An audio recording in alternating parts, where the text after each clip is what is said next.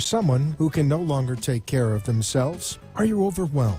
This is Caregiver Solutions Info with Marcia Teal. Marcia will be hosting an hour of true stories and information, tips and updates of the latest research and necessary information in the caregiving field, focusing on you, the family caregiver. An Alzheimer's disease and dementia care expert, Marcia has 15 years of hands-on experience at Arden Courts, a leader in assisted living dementia communities here in the U.S. Marcia covers everything you need to know as a family caregiver, especially if you care for a loved one with Alzheimer's disease or other related dementia or chronic illness. If you have a friend or relative that is also a family caregiver, call them now. They won't want to miss a minute. And let them know they can watch on caregiversolutions.info. And they can listen on WNN 1470 AM in South Florida or nationally on the iHeartRadio app. Now, sit back, relax, and learn from our host, Marcia Teal, as she brings information to you that may just be the caregiving solution you need. Welcome, everyone, to Caregiver Solutions Info Show. I'm glad you could join us today. It's November, and November is dubbed National Caregiving Month, where we celebrate and honor caregivers, family caregivers, unpaid family caregivers who care for someone that can't care for themselves out of the goodness of their heart, not getting paid for it. There are so many people that are unpaid family caregivers because there are so many people that need help, especially people that have dementia, some sort of dementia like Alzheimer's, vascular dementia, frontotemporal degeneration, lots of people that need help because they can't do it on their own, and they need someone to help them with activities of daily living, which is bathing, dressing, toileting, eating. They need someone to perform executive functions for them, things like balancing a checkbook, making appointments, going to the doctor, driving a car, all of these things that as people have memory loss and lose their abilities to function, they need help. And unfortunately, according to the latest statistics from the National Alzheimer's Association, there is a lot of caregivers and a lot of people that are needing care. As a matter of fact, about every 63 seconds, someone in the United States is diagnosed with Alzheimer's disease. There are 5.8 million people living in the United States right now with Alzheimer's disease and related dementia. And the statistic only gets worse because by the year 2050, we're expected to have 14 million people living in the United States that have some form of dementia and need care.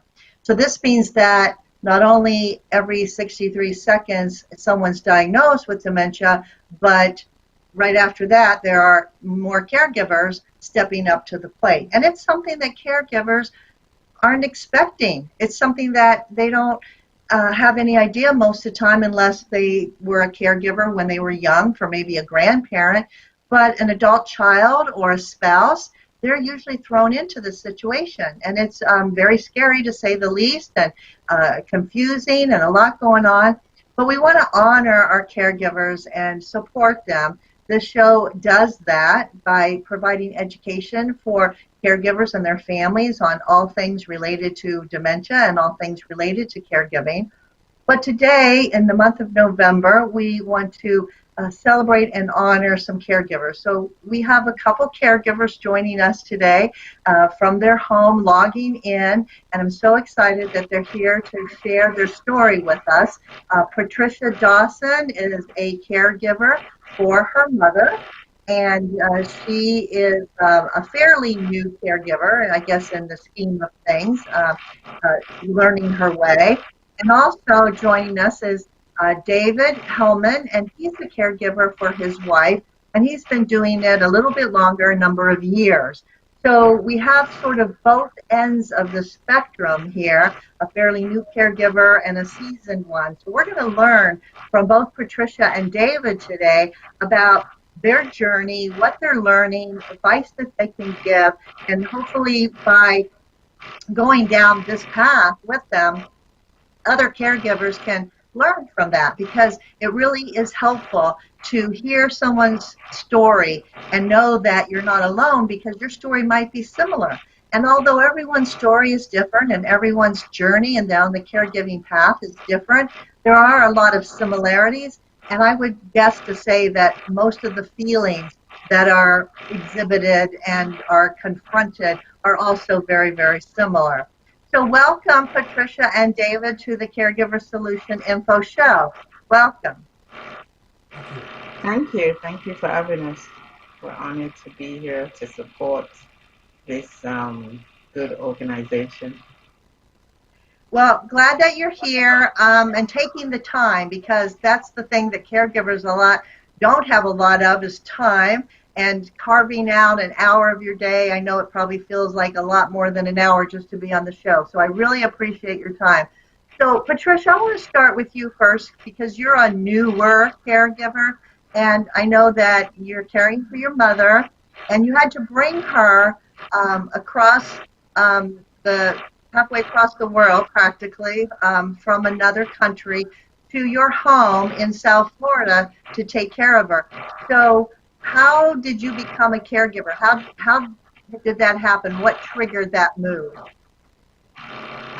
Well, she was living overseas with my brother, and he noticed, some strange things that she used to do. Even though I used to call her very often, she spoke very well on the phone. I couldn't pick up anything really. But he just noticed some odd things that she was doing. For instance, with the kettle, she sometimes forgot that the electric kettle was plugged in for the electric, and she once put the electric kettle on the stove, the gas stove. Well, it caused a minute fire. So she tried to cover it up. She had that cognitive way of knowing she did something bad, but she was trying to cover it up. And it just went kind of downhill from there. She used to live over here in New York. She's from New York. She spent many years in New York. So being a daughter, I know my brother, he didn't have the capabilities to care for her with 100% with all the elements, and we all thought it would be best if you came and lived with me back in Florida. So a year and a half, I brought her home. It's been a year and a half. I can't believe it's been that long. I mean, it's just went like a blink of an eye. She came to live with me, and it's like every 6 months I see a change in her. And then, I needed support because I was here alone with my daughter. She was giving me, some support. I have a teenage daughter, 18 years. Well, no, she's 19 now. So it was the three of us here, and we just, tried to cope with my mother, and, slowly but surely I got her services. I got her different various doctors, from a primary care physician to a neurologist, all those different types of doctors. So, right. To give us some So Patricia, you brought her home to live with you, and you had some help, some support from your teenage daughter, and that was great. But I also understand that you work full time, right? And so now you're working from home full time. You have your mom, your daughter's helping, but your daughter, you told me, went away to college this fall. And now what happens at home with your support system being gone away at college? How did you cope with that, being home and trying to work and also trying to watch your mom and make sure she doesn't burn something else while you're, not watching her? How did you cope with that? With great difficulty. I had to organize so many things in my head, safety things, because she's a social butterfly, and because of COVID too, She wanted to go out and do things, and I said, no, we can't go out to do what we could do. But I found a way. We sat outside on the porch. We sat outside. When it was cool in this hot weather, we found a way. We got to learn people walking, the postman. We know the postman very, you know, because they used to wave to us because we used to sit out and try and socialize that way. I got her into a routine actually, and she slowly, conformed. But yes, I had to work as well. So I just used to set her up, and if I had any meetings, I set her up around meals. I used to give her a plan around the meals, and then I took my meetings, and I just did it day by day. But it was tough, very tough. Yeah, absolutely. It is tough when you have to figure it out on the fly, and get everything done and get yourself more organized, like you said, and you do really miss that support system that you had when your daughter was home. We're going to take a quick break. When we come back, David is going to share with us how and when he became a caregiver for his wife. So we'll be right back. Stay tuned. Don't go away.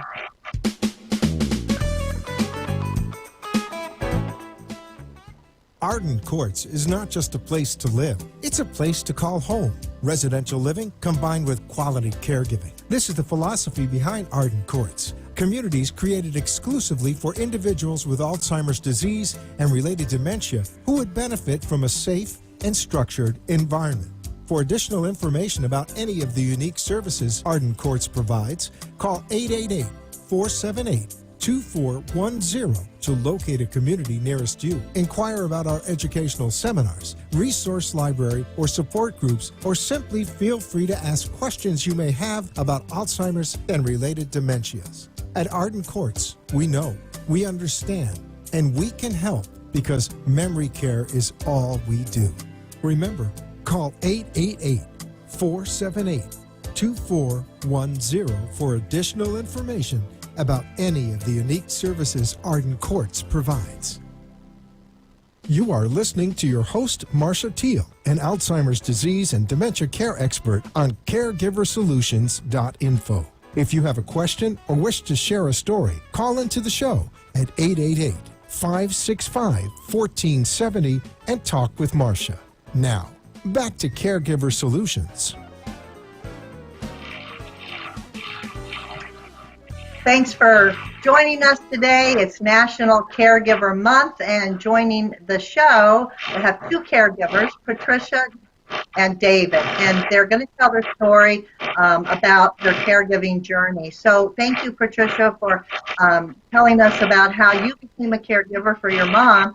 David, I want to go to you now because you shared a little bit of information with me that at some point when your wife was about 68 years old, you started noticing some things that weren't quite right with her.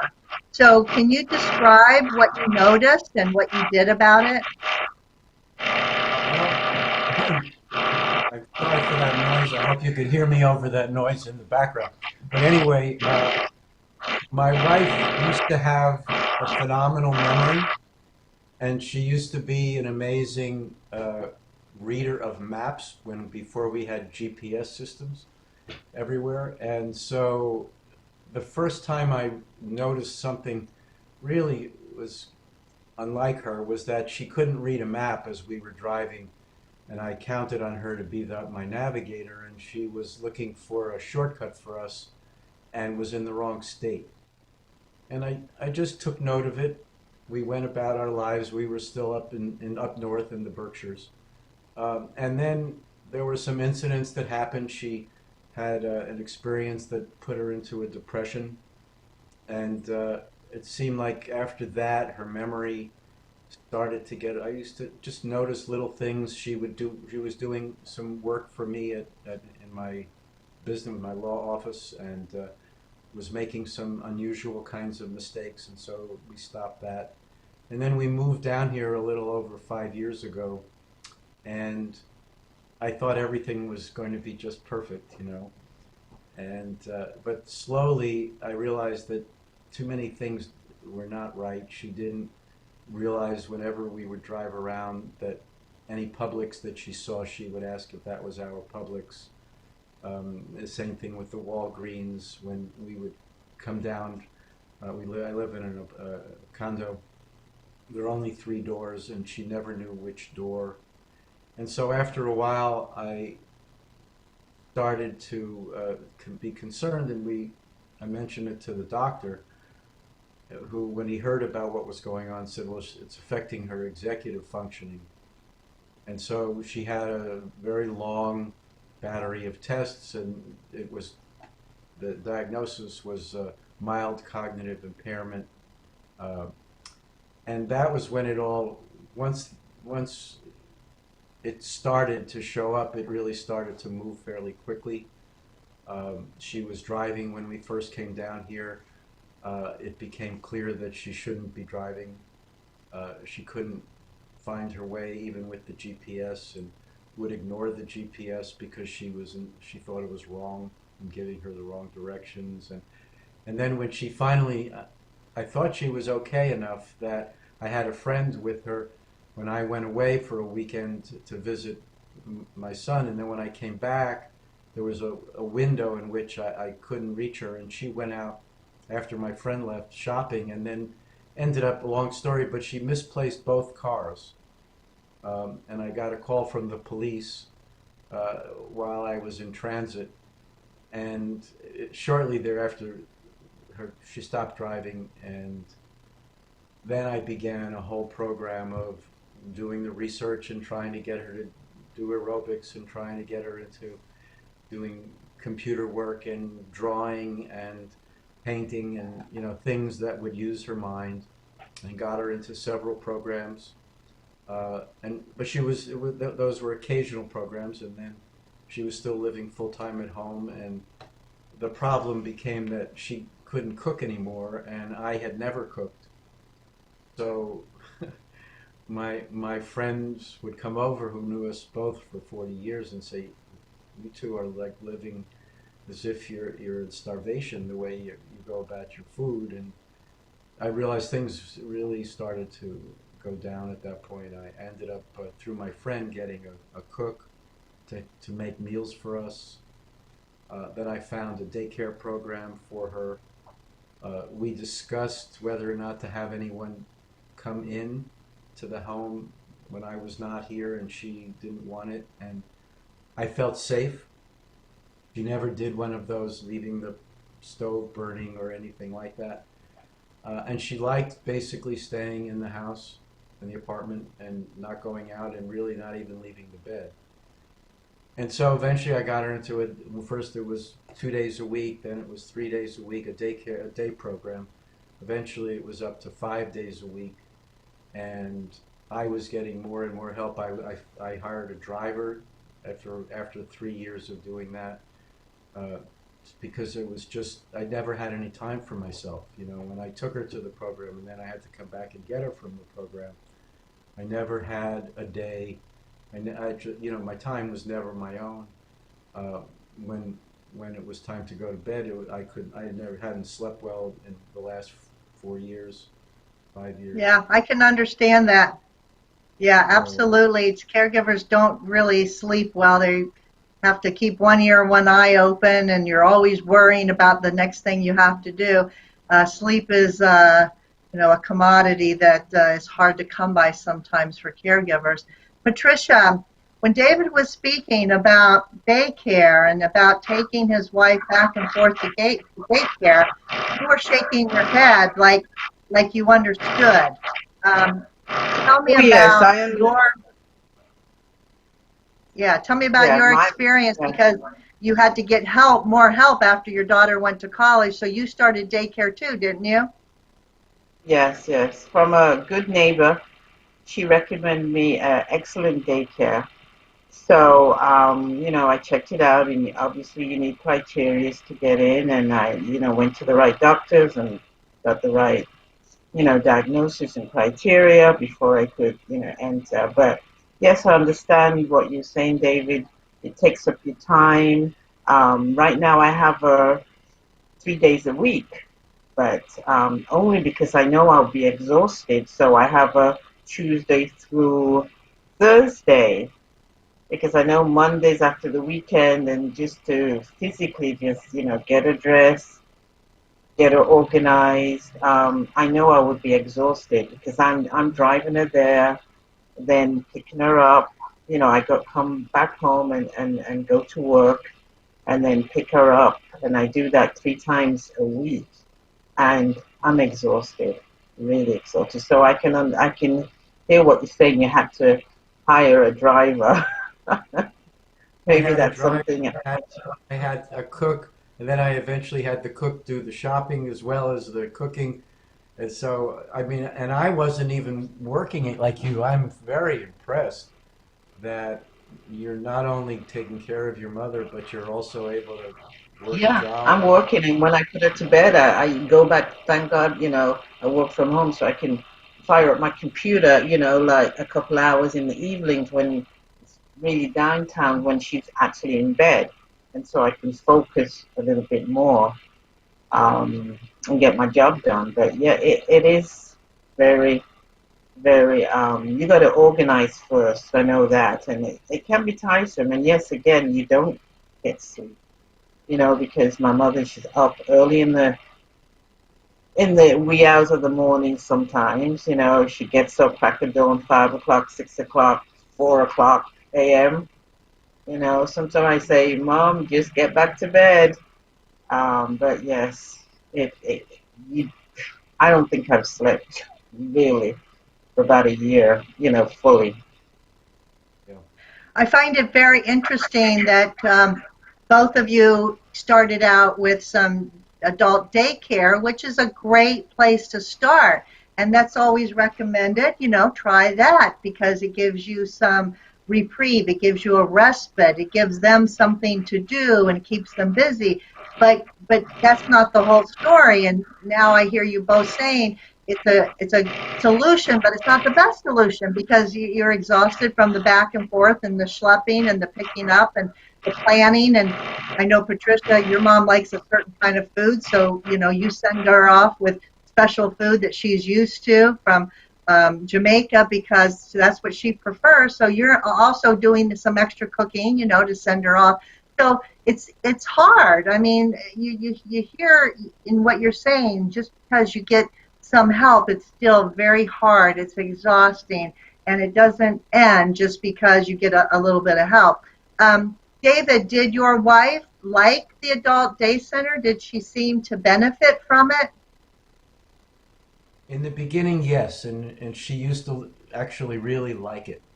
And she was, in a way, the star because she still had quite, and still does. She can still read amazingly. She can sort of use the phone, um, and and we started out, as I said, 2 days a week, then 3 days a week, and then 5 days a week.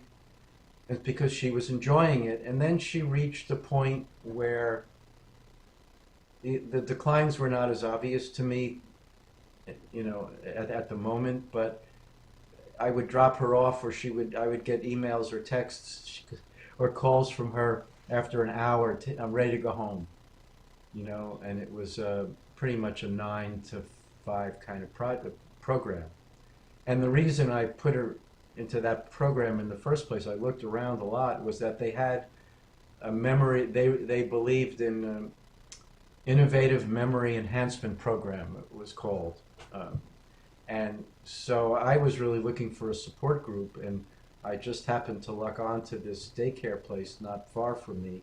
And when I was talking about the support group, they mentioned, we have this daycare program and we have this memory enhancement program. And I said, well, that's exactly what I'm looking for, because I still, although everyone would let me know that there was, or as much as they would, that I'm really knocking myself out and nothing is going to change for the better. But I didn't accept that, and Yeah, it's so hard to accept changes when they come, And, thank you for being vulnerable and saying that you didn't recognize those changes, because most times the caregivers are so involved with the care, they don't always recognize the decline and the changes as much as maybe other professionals do, like at the day center and maybe some of your friends.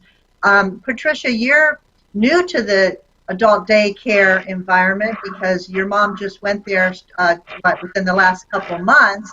You started taking her. Were you afraid of making that step? Did you have any fear or concerns about her being taken care of by strangers? Because obviously you didn't know the people, personally, and they were strangers, and you're giving your mom to them, 3 days a week. How did you feel about that? What did you think? Oh, I was very scared. But I was exhausted too. So, I was and ahhing for months, and I came to the point that I was pure exhausted.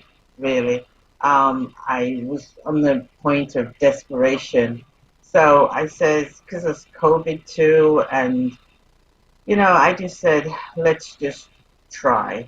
It was a risk, but I was up to my wits' end, really.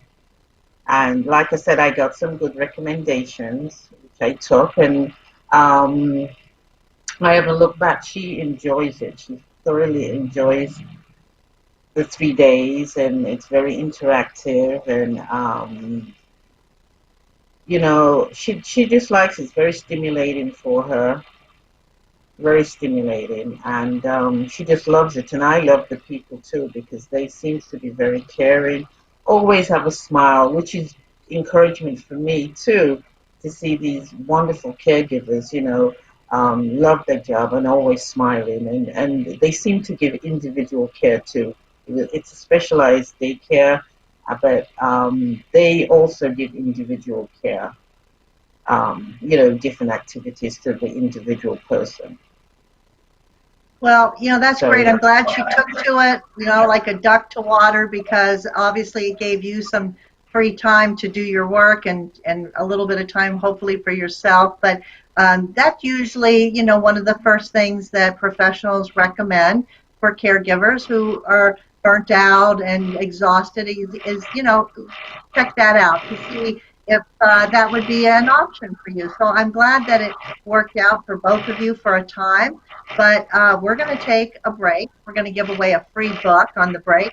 And when we come back, David and Patricia are going to tell us more about their caregiving journey and where they're at now. So we'll be right back, and get a piece of paper and pen to write down how you can get a free book. We'll be right back.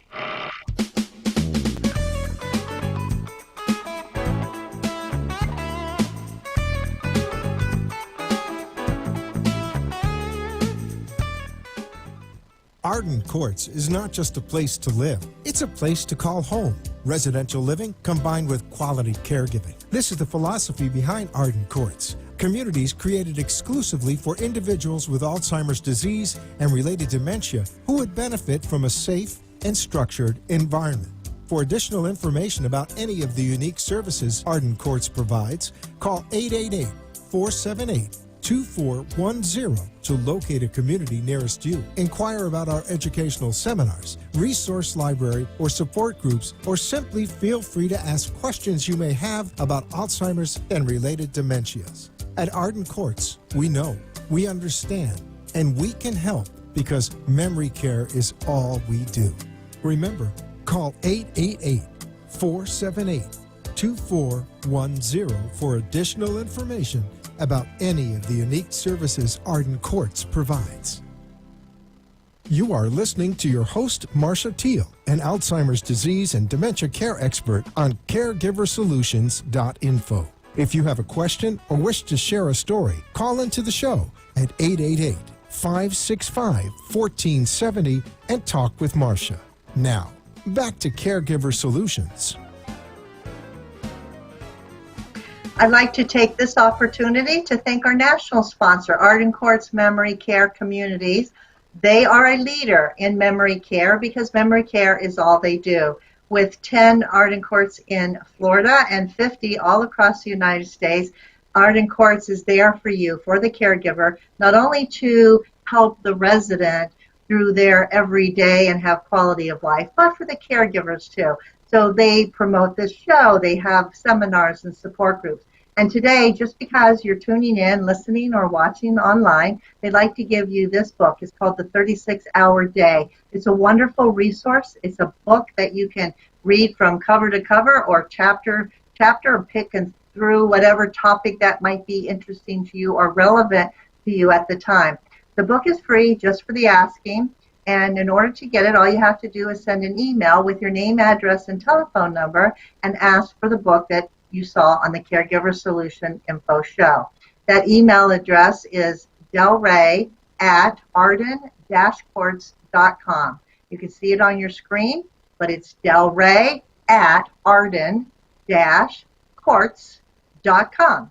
So send them an email, let them know you'd love to have the book. They'll get it and put it in the mail right to you, and you'll be really glad that you have this resource at your fingertips.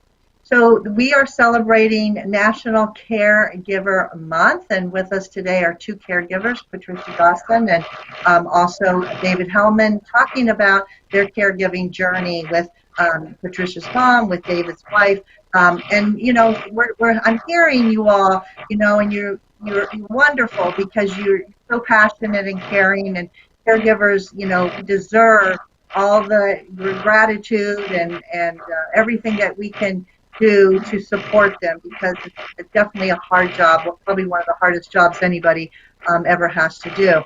So, David, you retired to Florida. You know, gave up your law practice and retired to Florida. So obviously, when your wife started having all these memory problems and doing all these things that you knew weren't right, I imagine you were thinking about your retirement plans sort of going up in smoke. What did you think when all this was happening? Well, somebody said to me, man plans and God laughs. And that's pretty much the way I was experiencing it. I had thought that we had set our lives up so that we could retire comfortably. And we both worked. Paula worked till she was 70, and I did too. And you know, we put in our time, and I was looking forward to it being just an idyllic last quarter or so of my life. And it became somewhat of a nightmare, a living nightmare, to be honest. It was the most difficult thing I've ever. I can't even begin to explain it to anyone who hasn't gone through it themselves. And for those of you who have friends or kids or whomever who are far away, who are saying to you, it's, no, it's not so bad, or it's this or it's that, or giving you all kinds of advice, the only thing I say is that unless you live it, you can't possibly understand what the sadness, the loneliness, the depression that it causes. And so what happened with me was I knew I needed to get support for myself, and I ended up by looking for a support group, finding the daycare program. And as the daycare program, it became clear. I tried many other things. We don't have the time to discuss all the myriad avenues that I tried before I finally realized that it was nothing's going to change what was the inevitable. And when I needed to realize that things were not working, she didn't want to go to daycare. She didn't want to have anyone come into the home either.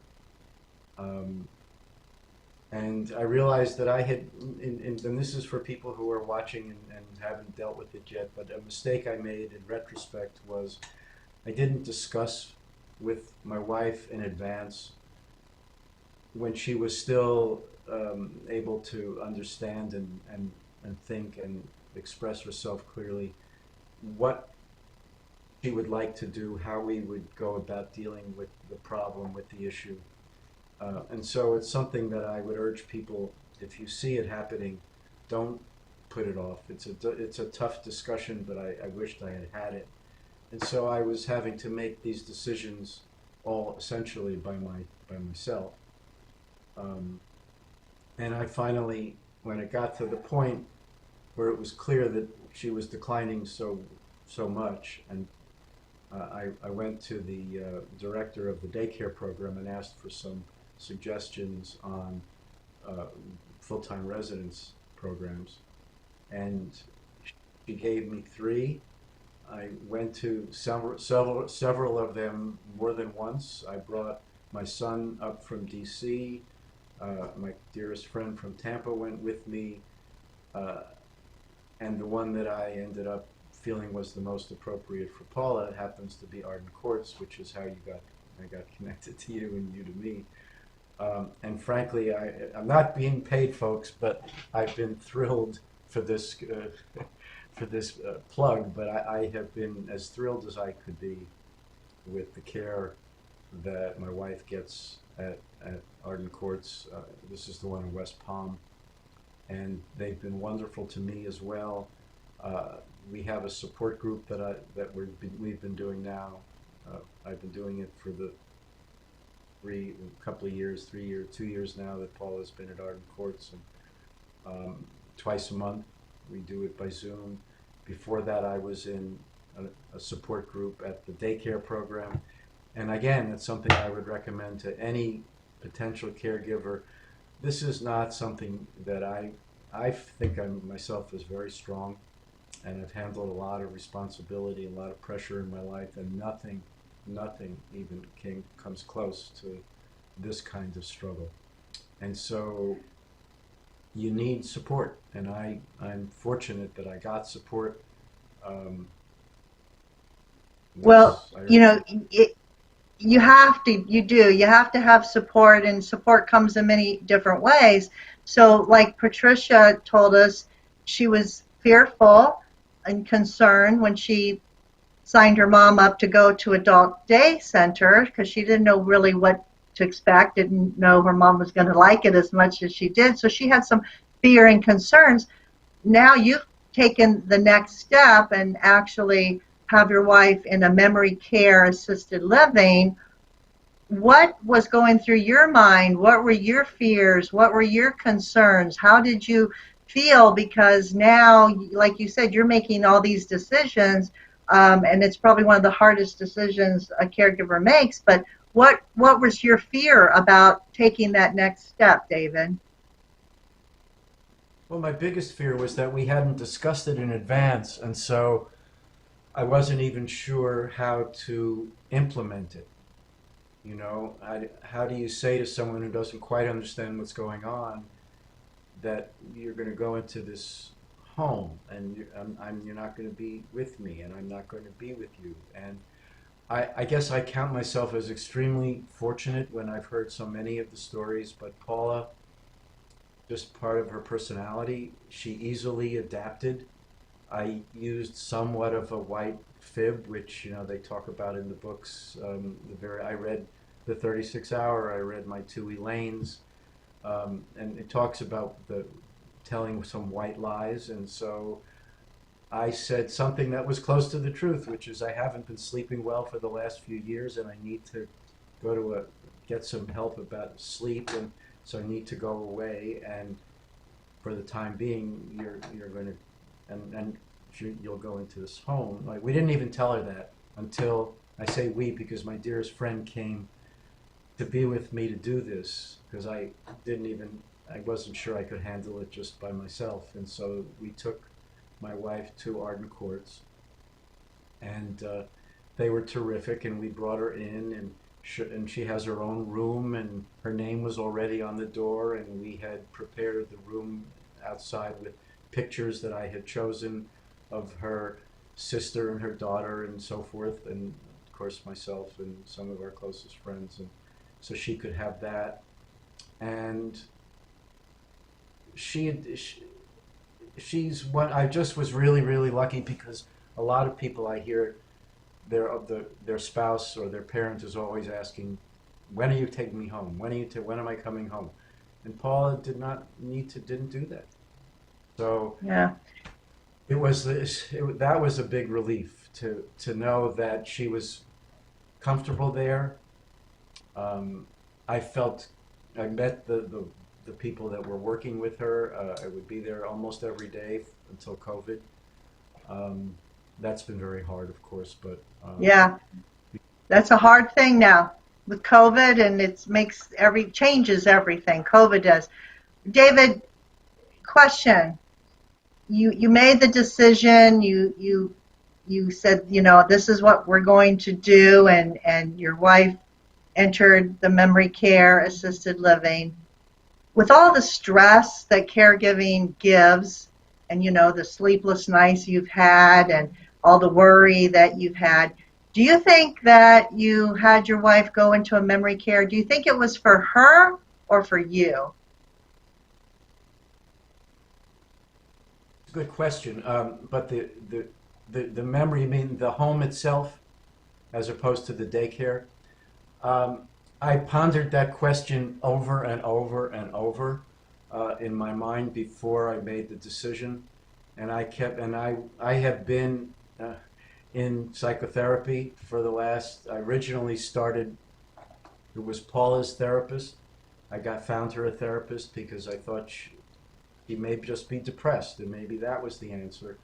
But it was after only about one or two sessions where the therapist called and said she doesn't remember enough to make the sessions worthwhile. Would you be interested in coming and helping? And I did. And then when Paula stopped, I felt like I really needed it. And so I've been looking. I looked at that issue over and over and over, and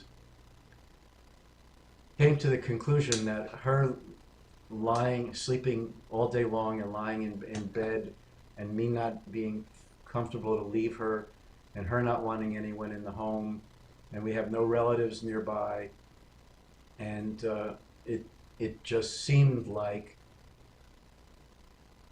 the first thought that I had in my mind was I needed a respite, and so Arden Courts, I believe, offered a respite program where you could bring your loved one there for a 30-day period or a 60-day period. And so I basically went into it with, let's see how she does, and no matter what, I need a break because I lost more than 10 pounds in weight. I wasn't sleeping, I wasn't eating, I was sad the whole, all day long, and so it was an experiment to see. One thing I learned a very long time ago about decision making is you could always change your mind. Most things, you make a decision, you could always change your mind to change the decision. And so that's the way I went into it. If it worked out, great. If it didn't, I'd go to a plan B. I didn't have a plan B at the time, but I'd come up with a plan B. But this was the last resort, to be honest. I tried everything short of that. And ultimately, I think it's been the best thing for Paula, and it's been the best thing for me. I mean, honestly, I used to tell my son, I've never felt more lonely than when Paula was here with me, and yet she wasn't. So it's actually been easier in that way. It's hard to explain why, but it is. At least for me. I guess everyone's different, but that's the way it worked for me. Yeah. And so, Well, I asked the question because sometimes, there's the matter of guilt comes up with caregivers, and, they are like, well, I feel guilty if I take time for myself, or I feel guilty if, they're not with me all the time. And, thank you for being so honest and sharing, because, doing for her and helping her actually helps you as the caregiver too, because the caregiver, the family caregiver, needs to keep up, their strength and their fortitude to be there still for your person. You're still the husband, but now you can be more the husband and not so much the caregiver because you have the professional caregivers, but you're still needed and you're still part of her life, and you're still a caregiver because you still have to make decisions for her that, things, medical decisions and other things that obviously she can't. So, you're being so honest that it was good for you and for her. And I think, people need to hear that and do, what's the best, but don't feel guilty if, you get a little bit of a break from it, because in essence, it's one of the best things that you can do. Let professionals get involved and help, and then take care of yourself. So that leads me back to Patricia. Patricia, you're not there yet with your mom, and who knows if you ever will be. But you're just started at the day center with her. I have a couple of questions for you, because she is with you all day, all night when she's not in the daycare center. What's the hardest part of caregiving for you? What do you struggle with the most when you're caring for your mom?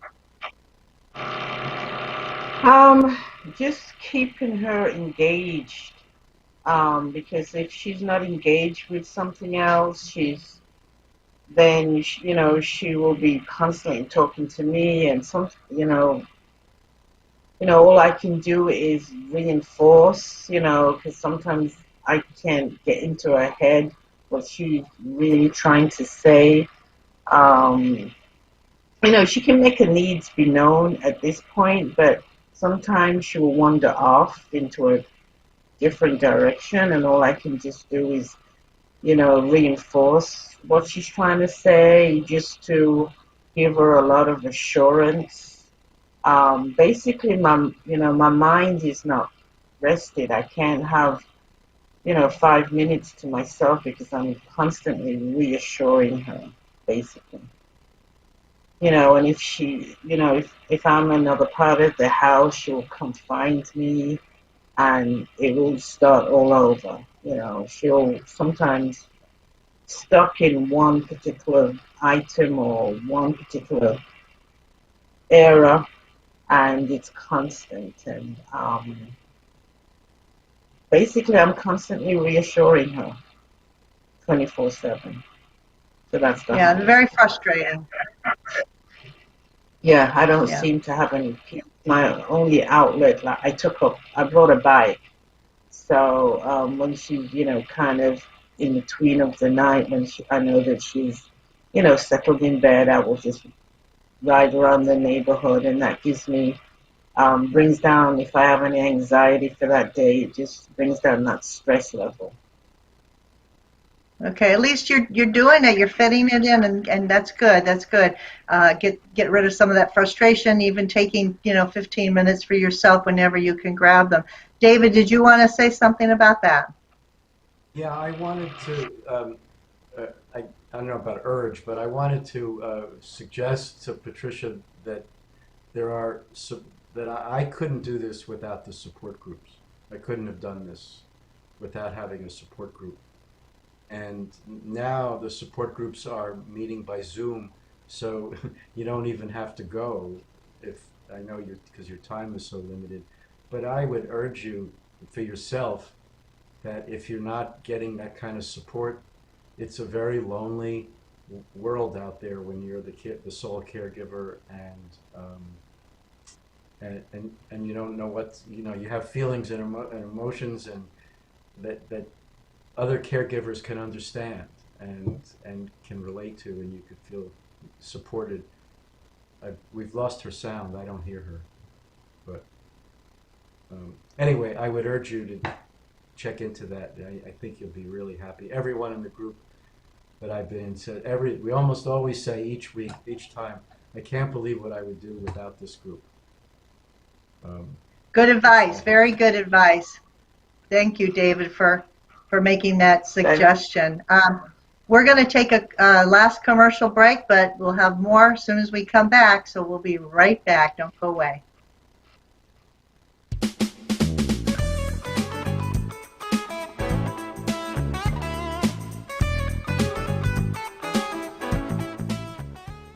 Arden Courts is not just a place to live, it's a place to call home. Residential living combined with quality caregiving. This is the philosophy behind Arden Courts. Communities created exclusively for individuals with Alzheimer's disease and related dementia who would benefit from a safe and structured environment. For additional information about any of the unique services Arden Courts provides, call 888-478-2410 to locate a community nearest you. Inquire about our educational seminars, resource library, or support groups, or simply feel free to ask questions you may have about Alzheimer's and related dementias. At Arden Courts, we know, we understand, and we can help because memory care is all we do. Remember, call 888-478-2410 for additional information about any of the unique services Arden Courts provides. You are listening to your host, Marcia Teal, an Alzheimer's disease and dementia care expert on caregiversolutions.info. If you have a question or wish to share a story, call into the show at 888-565-1470 and talk with Marcia. Now, back to Caregiver Solutions. Celebrating National Caregiver Month, we have caregivers Patricia and David joining us on the show, talking about their journey caring for a loved one. Patricia shared her worst day taking care of her mom. Her mom's home, going to a daycare. So, David, I would go to you now. Your wife has been in a memory care assisted living for a little while now. Tell me what your best days are now. What do you, it's Thanksgiving's coming up and it's time to be thankful, and I know it's a hard time for caregivers because, you know, the COVID is still here and for caregiving, but what's the best part of your day, or what can you be thankful for in your situation, David? It's a hard question. Everything. It is a hard question, and we only have another minute to talk about it, so it's going to have to be quick. Well, so from where it had been, I guess the best thing is that I feel somewhat freer. I don't feel like because Paula is getting good care, I'm not spending all my waking hours as I used to do involved with her care. If I wasn't actively giving it, I was planning it. It was just always there. And now I've had some time to sort of find myself again and go through the grieving process. And I'm pretty close. I'm sort of at that acceptance phase right now, where I've made my peace with this is what it is. I appreciate the fact that she still recognizes me on the phone and tells me that she loves me. And I thought, well, if I could have asked for anything, I certainly wanted her to at least still know me and still love me. And she does. That's something to be grateful for. Absolutely something to be grateful for. We can all find something to be grateful for, and to take care of herself. Patricia, sneaks off and takes a bike ride in the evening. What do you do for yourself, David, to take care of yourself? Well, I do yoga twice a day for the last 45 years or so. I meditate every night. I play tennis now. I hurt my shoulder and I hadn't been able to play it for a while, but when I'm feeling okay like I am, I play tennis as much as I can. I live by the beach. I go to the beach and take walks, and I'm starting to make some friends, which I had become reclusive, which was not my normal personality. Well, I'm glad that you're doing that. Sounds like all wonderful things. You're taking care of yourself. Patricia, same to you. Keep doing what you're doing, and join up with others like David, and you'll learn a lot. There's a lot to learn. And I want to thank you both for coming on the show today and participating and sharing your story. You guys are wonderful. Hooray for our caregivers. Keep up the good work. We'll support you. The information is out there. You just have to, tap into it. So have a good evening. Have a blessed, peaceful Thanksgiving to both of you. Thank you, audience, for tuning in, watching the show, listening on the iHeartRadio, caregiversolutions.info, Tuesday at 6:04 p.m. until 7 o'clock Thank you all. It's been a horrible year, but we're making the most of it. So we'll be back with another show next week. In the meantime, have a blessed, safe Thanksgiving. Good night, everybody. Thanks for joining us for this week's Caregiver Solutions with Marcia Teal. Join us next week as Marcia, who has 15 years of Alzheimer's disease and dementia care experience, brings you more needed information to help with the care of your loved one. This show can be seen again on caregiversolutions.info, and questions can be left on the site, which may be used on the program to help others.